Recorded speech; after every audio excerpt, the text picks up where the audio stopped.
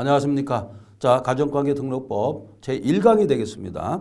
자, 제1장 이렇게 되어 있는데요. 가족관계 등록제도 개관 이렇게 되어 있죠. 그러면은 이 가족관계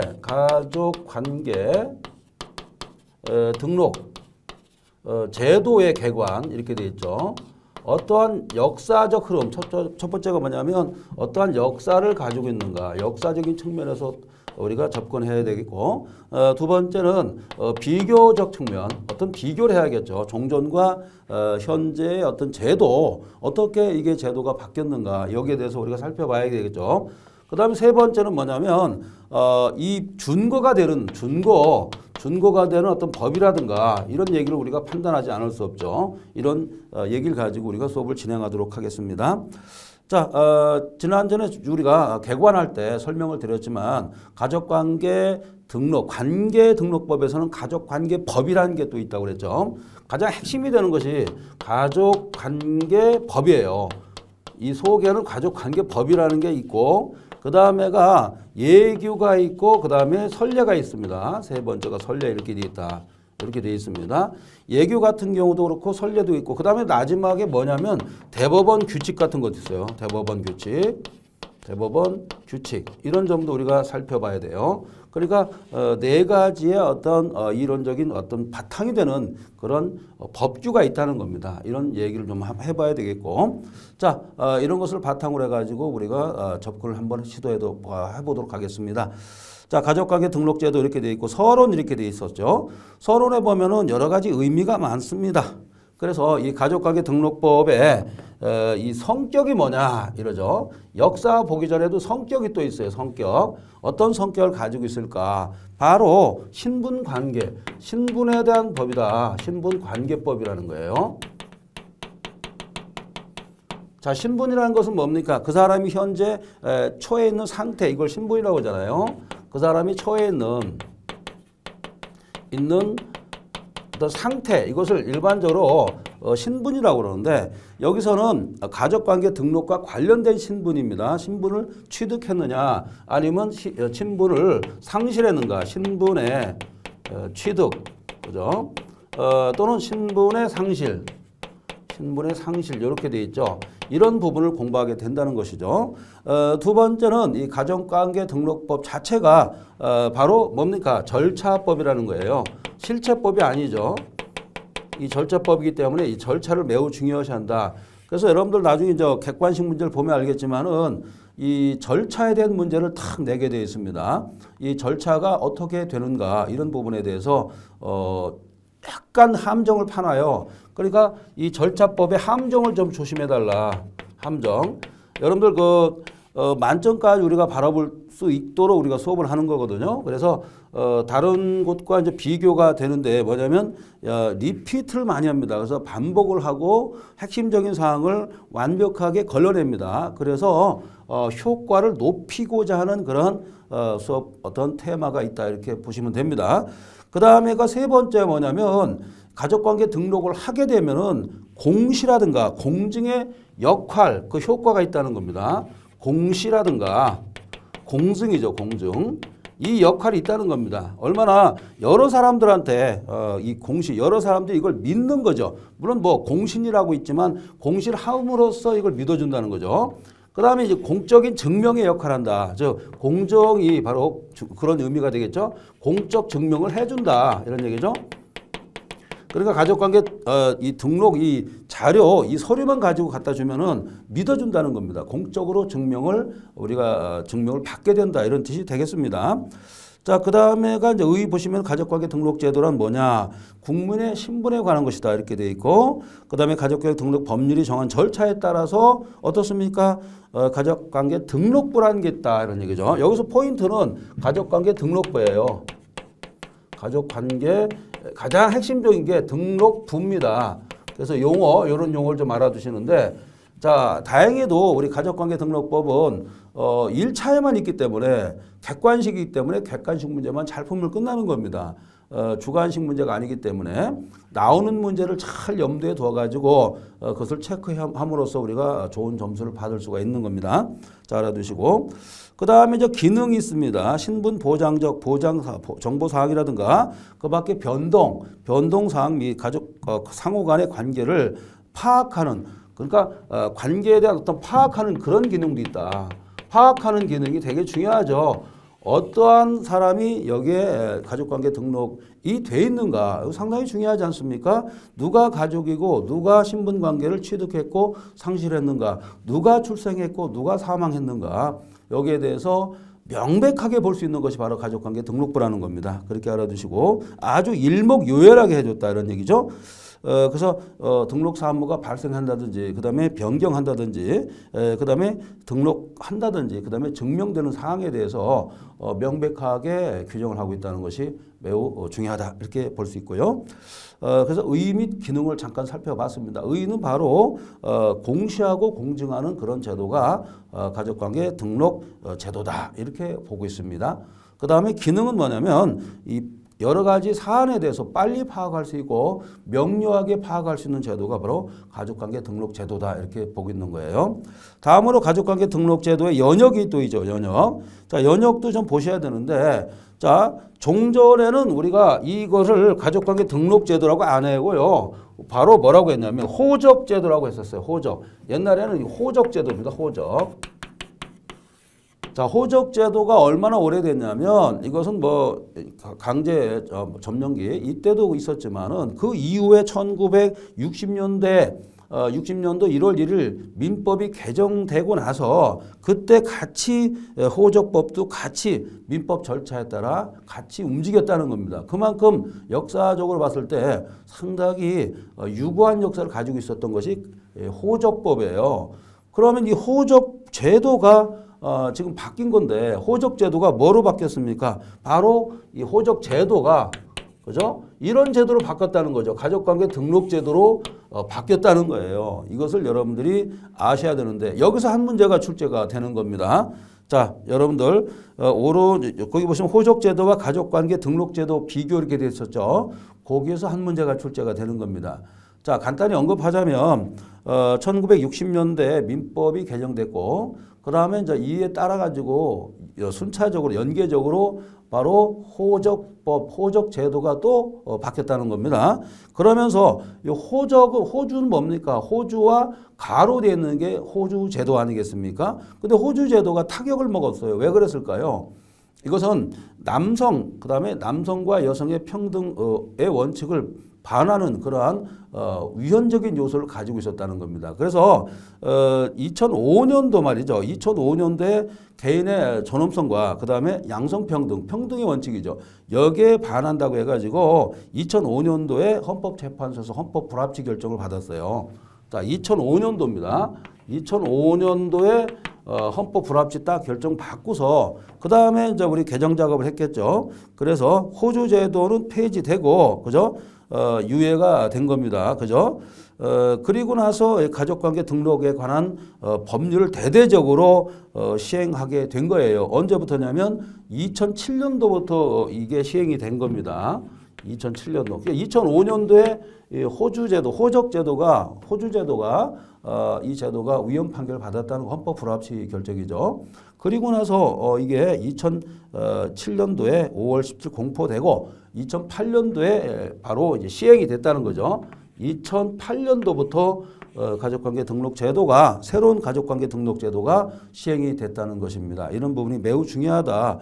그래서 그런 다음에 우리가 어떻게 됐냐면 개인이 존엄과 평등의 원칙에 반하니까 그동안 어떻습니까? 어떤 민법의 절차법이라는 측면을 강조하게 됐고, 그 다음에 대법원이죠. 대법원에서 이 관장 주체임을 확인했다 이런 뜻이죠. 그러니까 가족관계 등록에 관한 관장 누가 하냐 이런 얘기죠. 관장은 바로 대법원에서 한다 이렇게 되어 있습니다. 대법원. 대법원에서 관장을 하게 되어 있다. 꼭 알아두시기 바랍니다. 자, 그 다음에 이제 제3절 보면은 호적제도와 그 다음에 가족관계 등록제도의 비교, 이게 1번 문제가 되는 겁니다. 물론 제가 뭐 중요하다고 생각하는 부분, 이 부분에 대해서는 계속해가지고 제가 설명을 드릴 텐데 그 부분을 항상 유념해 주시기 바랍니다. 자, 가족관계 등록 제도, 그 다음에 호적 제도와 차이점을 한번 살펴보겠습니다. 이 부분을 잘 하셔야 돼요, 여러분들이. 자, 한번 살펴보는데요. 자, 첫 번째가 그러니까 이제 호주 제도가 있어요. 호주 제도. 호주 제도가 있고, 그 다음에 이제 가족관계 등록 제도가 있다는 거죠. 등록 제도입니다. 이 두 가지 제도가 우리가 좀 대립한다 이렇게 볼 수도 있죠. 그러나 완전 대립은 아닙니다. 호주 제도가 이 폐지되면서 그죠? 이 호적 제도죠. 호적 제도가 이제 폐지됐죠. 그래서 이 호적이죠. 그러니까 호적 제도. 이 호주 제도가 문제가 돼서 호적 제도가 폐지된 거 아니겠습니까? 이런 얘기죠. 자, 이 여기서 호적 제도를 이렇게 뭡니까? 말을 통일해 가지고 설명을 좀 드리겠습니다. 이 왼쪽에 있는 부분이 이제 호적 제도고 오른쪽이 호주 제도 뭡니까? 가족관계 등록 제도인데 사실 가족관계 등록 제도가 발발하면서 호주 제도, 호적 제도를 버리지 않았습니다. 여기 있던 어떤 자료 같은 것을 고스란히 이렇게 전산화한 거죠.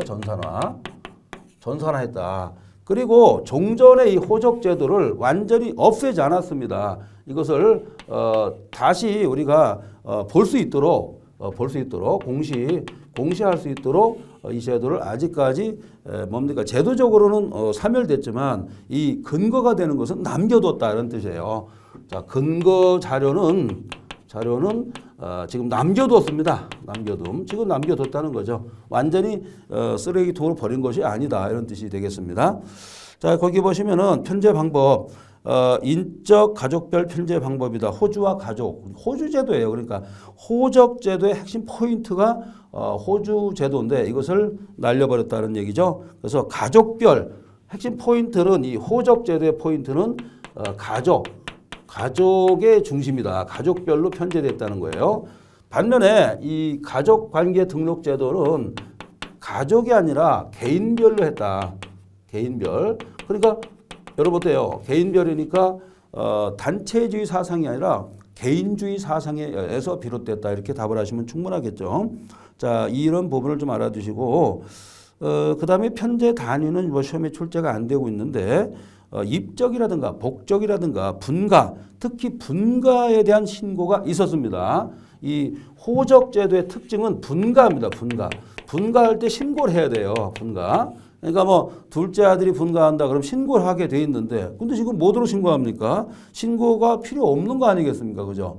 지금 내가 분가를 해가지고 나가는데 뭘 신고합니까? 신고할 이유가 없어요. 하등의 이유가 없죠. 자, 그래서 이 신고 제도가 있었는데 그 다음에 가족관계 등록제도에서는 없어졌습니다. 신고제도가 없어졌다. 중요한 것만 지금 보고 있습니다.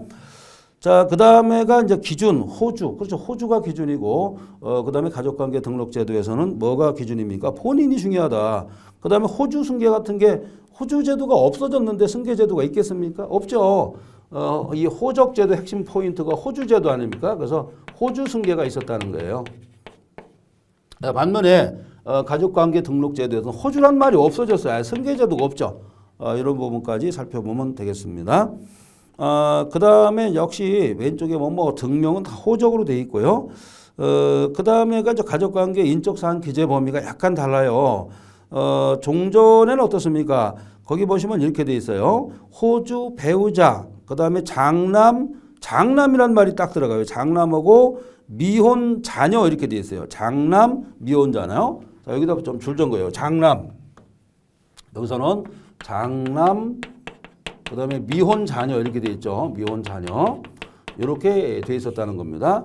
그런데 이 가족관계 등록제도에서는 어떻게 바뀌었습니까?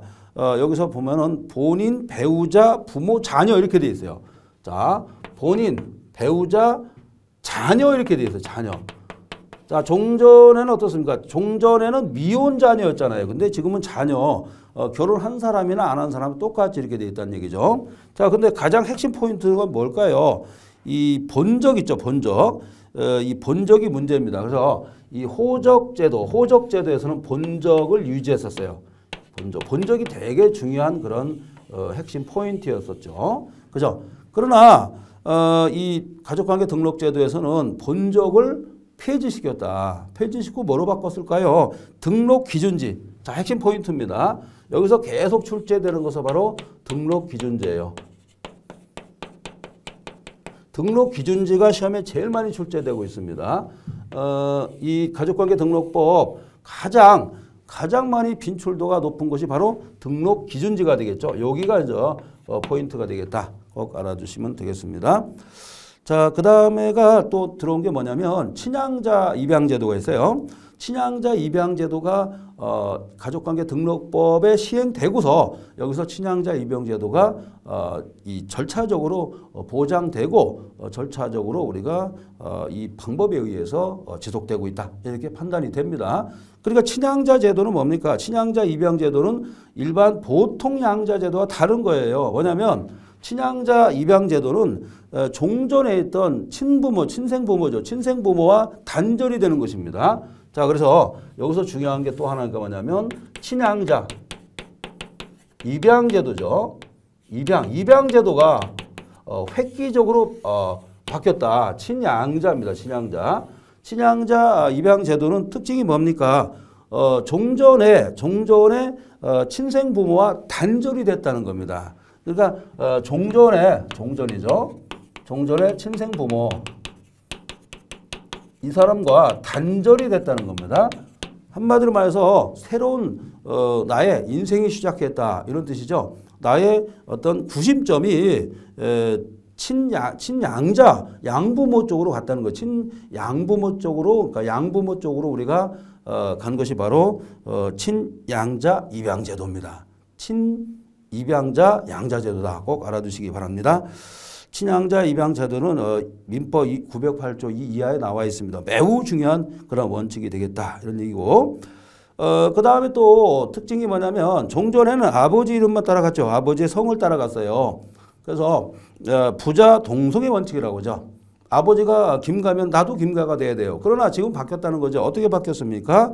부성 원칙도 있긴 있지만 예외적으로 모성의 성을 또 따라가는 그런 원칙도 이게 예외적으로 따라간다는 그런 원칙이 이번에 가족과 등록법에 규정된 내용이다. 이렇게 살필 수가 있다는 겁니다. 자, 그래서 성불변의 원칙, 그죠? 성불변의 원칙이 폐지됐다. 이걸 좀 알아두세요. 자, 성불변의 원칙이죠. 성불변의 원칙. 의 원칙이 폐지됐다. 그죠? 이게 폐지됐습니다. 그러니까 모의 성도 따를 수가 있다는 겁니다. 자, 이렇게 해가지고 그전에 이제 호적제도, 그죠? 호적제도와 지금의 가족관계 등록제도의 차이점 여기에 대해서 간단히 살펴보고 이게 1번 문제가 될 수가 있다는 겁니다. 1번 문제. 자, 이런 부분도 우리가 전체적으로 알고 계셔야 됩니다. 자, 그 다음에 우리가 따질 것은 뭐냐면 바로 이제 등록사무 제2장입니다. 등록사무의 준거법규 및 적용법규 이렇게 되어 있는데 여기서 준거법규가 뭐냐면 법을 적용하는데 즉 뭡니까? 법에 어떤 작용을 하는데 근거가 되는 거죠. 여러분들 법률 유보란 말 좀 들어봤었죠. 법률 유보 원칙과 매우 상통하는 그런 내용이 바로 준거법규가 된다 이렇게 볼 수 있어요. 자, 준거법규가 우리가 인정된다면 어떤 뜻입니까? 준거법이라는 것은 바로 법률 유보와 관련됐다. 자, 크게 보면 법률 유보입니다. 준거법규도 시험에 자주 출제가 되고 있는데요. 물론 뭐 가족관계 등록 제도의 연역에 비해서는 약간 중요도가 떨어지긴 떨어집니다만 그래도 우리가 살필 필요가 있다. 준거법규는 바로 기준이 되고 그 법적인 근거가 되는 거죠. 바로 이제 법률 유보 원칙과 같은 거예요. 유보란 개념이 등장하죠. 바로 어떠한 처분을 한다든지 어떤 등록을 할 때는 뭐에 미룹니까? 유보라는 건 미룬다는 뜻이죠. 뭐에 미룹니까? 법률에 미룬다는 뜻이에요. 그러니까 내가 자의적으로 판단하지 말고 근거가 되는 즉 준거법규에 따라 가지고 어떤 행위를 하라 이런 뜻이 되겠죠. 바로 법률 유보 원칙에 근거를 두고 있다라고 볼 수 있어요. 자, 준거법규 꼭 알아두시고 그 다음에 적용 범위는 시간적, 장소적, 그 다음에 대인적, 사람에 대한 어떤 적용 범위 이렇게 세 가지로 나눌 수 있습니다. 자, 적용 범위가 있죠. 이 적용 범위 같은 경우는 세 가지로 나눌 수가 있어요. 시간적 범위, 그 다음에 장소적. 항상 우리가 이것도 법학이기 때문에 이 가족관계 등록 법 제도잖아요. 이것도 제도이기 때문에 이런 개념을 생각을 해야 되겠습니다. 그래야 나중에 뒷부분 이 국제 우리 가족관계 등록 제도라든가 이런 부분에 대해서 공부할 때가 상당히 좋아요. 왜냐하면 시간적인 이 부분이 있거든요. 시간과의 관계에서 등록을 했는데 이게 무효가 되고 취소가 되고 그 다음에 하자가 있을 때 어떻게 하느냐 이런 공부를 할 때 이 내용이 들어간다는 겁니다. 그 다음에 시간적, 그 다음에 장소적 또 뭐가 있습니까? 자, 우리가 인적, 속인적 효력이죠. 속인적. 자, 무슨 뜻이냐면 장소적인 측면에서 봤을 때는 대한민국에서 이게 발생했는가 아니면 외국에서 발생했는가 이걸 따지는 것이고 그 다음에 대인적 효력이라고 그러죠. 이것은 한국 사람인가 아니면 외국인인가 이런 뜻입니다. 이것을 대인적 효력이다 이렇게 보고 있습니다. 준거법규 이렇게 되어 있는데요. 첫 번째가 법률이 되겠죠. 아무래도 법률이 가장 중요하다. 여기서는 법률입니다. 법률. 첫 번째가 이제 법률이죠. 이 법률 같은 경우는 성문의 법률이죠. 그래서 국회에서 만든 그러니까 국회의 어떤 입법 행위에 의해서 만든 그런 이 강행 법규가 법률입니다. 국회의 입법 작용이죠. 입법 작용입니다. 입법 작용에 의해서 만들어진 그렇죠. 이것을 바로 법률이다 이렇게 보고 있어요. 물론 이 법률이 행정부로 넘어왔을 때 법률이 다 우리가 규정할 수 없죠. 그래서 우리가 법규 명령이라든가 행정규칙이라든가 뭐 대통령령이라든가 그 다음에 총리령이라든가 부령이라든가 이런 위임명령 같은 걸 우리가 만드는 것을 행정입법이라고 하지 않습니까? 행정입법 부분도 들어갈 수가 있습니다. 그렇지만 여기서는 법률 그러면 어떻습니까? 형식적 의미의 법률을 말한다 이렇게 볼 수가 있습니다. 그런데 우리가 항상 형식적 의미의 법률, 즉 뭐냐면 가족관계 등록에 관한 법률이죠.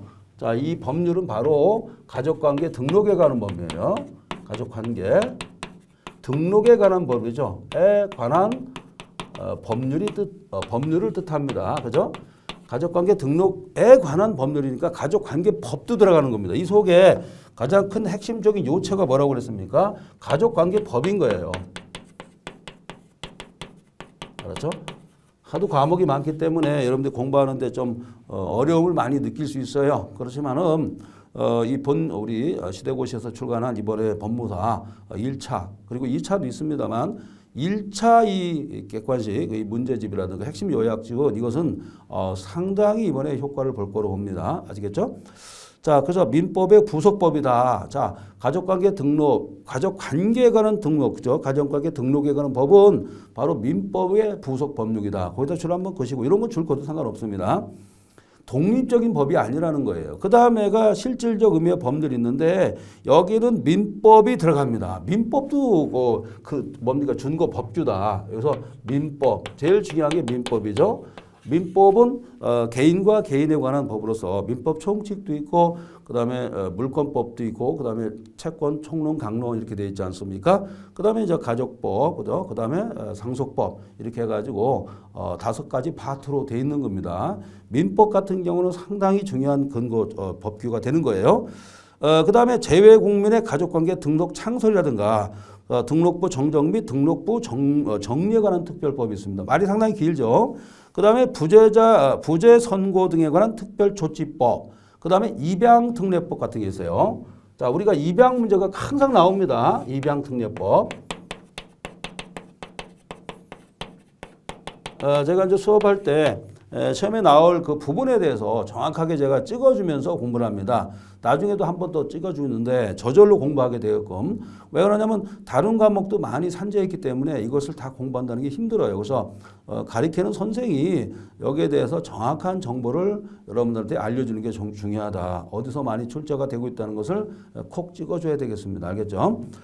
자, 혼인신고특례법도 있습니다. 이런 여러 가지 일련의 법이 있다. 이렇게 볼 수 있고. 두 번째가 뭐냐면, 자, 우리가 이제 법률 가지고 따졌지만, 그 다음에 두 번째는 뭐냐면, 대법원 규칙이 있다는 거예요. 대법원 규칙도 우리가 생각하지 않을 수 없다. 대법원 규칙이 되겠죠. 대법원 규칙 같은 건 어떻습니까? 법률에 위임한 사항과 그죠? 법률에서 위임한 사항과 그 시행에 관해서 필요한 사항을 어디에서 우리가 뭡니까? 규정하고 있습니까? 바로 대법원 규칙에서 규정하고 있다는 겁니다. 그래서 대법원 규칙을 무시할 수가 없는 거예요. 대법원 규칙은 법은 아니지만 법에 거의 버금가는 그러한 어떤 효과를 보고 있는 것이 바로 대법원 규칙이다. 이렇게 볼 수 있고요. 그러니까 대법원 규칙은 대법원에 규정이 돼 있는 거예요. 그래서 이것도 준거법이 된다. 이렇게 볼 수 있고. 그 다음에 예규라든가 선례가 있습니다. 여기 이제 조심해 주셔야 돼요. 여러분들이 예규라는 부분이 나오죠. 예규. 그 다음에가 이제 선례인데 이 부분입니다. 예규와 선례 이 부분인데 그럼 예규는 뭐냐? 예규는 어떤 일반적이고 계속적인 그러니까 일반적으로 계속 발생하고 이런 부분에 대해서 예시를 들은 겁니다. 일반적으로 계속적인 거죠. 일반적이고 계속적인 어떤 사건에 대해서 가족관계에 관한 어떤 사건이 발생할 거 아니겠습니까? 거기에 대해서 예시적인 측면에서 만들어 놓은 것이 바로 예규가 되겠다 이런 얘기죠. 그 다음에 선례가 있습니다. 선례. 이 선례는 뭐냐면 일반적인 사항이 아니라 특별한 사항이죠. 어떤 특별하고 구체적인 사건에 대해서 이 선례 예를 들어서 종전에 이런 문제가 발생했을 때는 이렇게 해결했다라는 게 있습니다. 그런 예가 되는 것이 바로 선례가 되겠죠. 그래서 선례는 바로 개별적 구체적이다. 이것은 개별적 그 다음에 구체적인 그런 성격을 가지고 있습니다. 완전히 다르죠. 선례와 예규는 이런 측면에서 구별된다. 이 정도까지 알아두시면 되겠고요. 그 다음에 종전의 호적법. 여기다 별표 3개 딱 치세요. 종전의 호적법도 준거법규가 된다. 자, 종전의 호적법입니다. 자, 종전의 호적법. 왜 그렇습니까? 종전의 호적법의 내용을 전산 작업을 통해 가지고 물론 다는 아니겠지만 버릴 건 버리고 취할 건 취하고 해가지고 가족관계 등록 법에 또는 관계 법에 우리가 이설했다고 그러죠. 이설. 여러분들 이설한 말이 이제 배우는데 이설은 뭡니까? 옮겨 적었다 이런 얘기죠. 옮겨 적었다 이런 뜻이에요. 옮겨 적었는데 다 옮겨 적은 건 아니죠. 중요한 거 그 다음에 버릴 건 완전히 폐기하고 중요한 것만 옮겨 적었다 이렇게 볼 수 있고 새 출발도 해야겠죠. 여기 새로운 거 그 내용에다가 종전의 호적법에 있었던 내용을 첨부시켜 가지고 우리가 가족관계 등록이라는 그런 이에 관한 법률로 이렇게 출발한 것이었어요. 그 정도 알아주시면 되겠고 거기 보면은 뭐 종전 호적법 규정에 따르도록 할 수 있다 뭐 이렇게 돼 있습니다. 그러니까 종전의 호적법도 준거법규로 우리가 활용되고 있다는 것을 알고 계셔야겠습니다. 그 밖에 또 뭐가 있냐면 가사소송법. 자, 가사소송법이라는 게 있고요. 그 다음에 가사소송 규칙. 그 다음에 비송사건 절차법. 그 다음에 자, 중요한 게 또 나오죠. 국적법. 국적법도 들어갑니다. 국적법.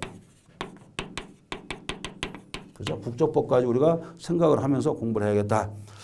또한 주민등록법. 자, 여기 나온 용어를 빨리빨리 캐치를 해야 됩니다. 그러고 나서 객관식 문제를 한마디로 말해서 그냥 거의 뭐 초토화시킬 정도로 공부를 해야 돼요. 그래가지고 빨리 합격하고 완벽하게 합격을 이루어야 됩니다. 국제사법도 준거법이 된다는 겁니다. 여기 준거법은 국제사법도 된다. 사법이죠. 이것도 준거법의 역할을 할 수 있다. 이런 얘기가 되겠습니다. 그 다음에가 우리가 따질 것이 시간적 효력이죠. 법률 불소급, 형벌 불소급 원칙을 같이 우리가 같은 궤도에서 생각하는 겁니다. 그래서 법률 불소급 원칙이 지배하고 있다. 이런 얘기죠. 자, 이건 뭐냐면 시행일부터 폐지일까지 사이에 효력을 가진다. 이런 얘기가 되겠습니다. 그러니까 이 법이 옛날에 있던 그죠? 이 사항에 대해서 소급할 수는 없는 겁니다. 이 시행일부터다. 시행일부터 그 뒤로 사건이 발생한 것만 이 가족관계 등록에 관한 법이 적용되지 이 법이 시행되기 전에 있던 사건에 대해서는 호적법이 적용되죠. 자, 이게 적용되는 게 아니다는 얘기죠.